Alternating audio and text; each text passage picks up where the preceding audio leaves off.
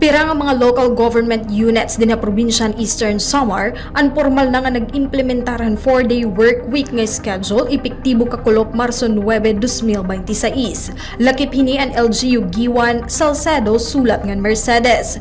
Base hatag sa tagsa nga memorandum nga ginpagawasan mga LGU, ang office hours ay magtitikang alas 7 han aga tubtob alas 6 han kulop tikang Lunes tubtob Huwebes. Ang adlaw naman ang Biyernes inigpapatuman kumo work from home setup.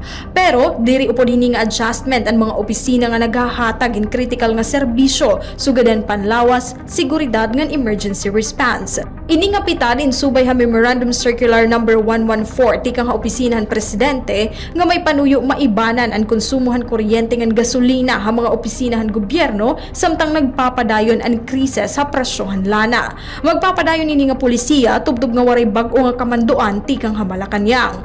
Ang nasabing adjustment idarahan padayon nga samok ha Middle East nga nagresulta pagsakahan presyohan mga produkto petrolyo. Yan ang adlaw Marso 10 nagpatuman hindako nga oil price hike ang mga gas station sa Borongan City subayhan mandato han Department of Energy.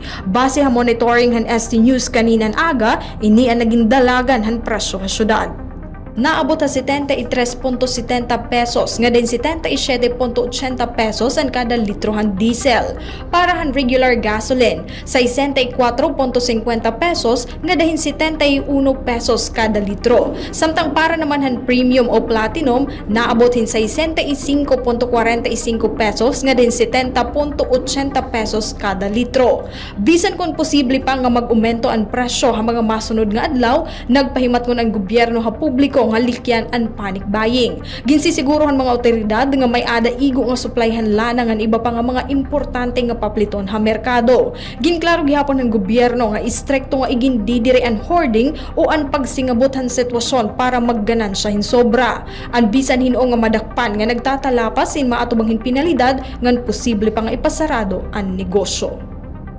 Tika nga syudad Borongan, Heidi Opada, Eastern Samar News Service.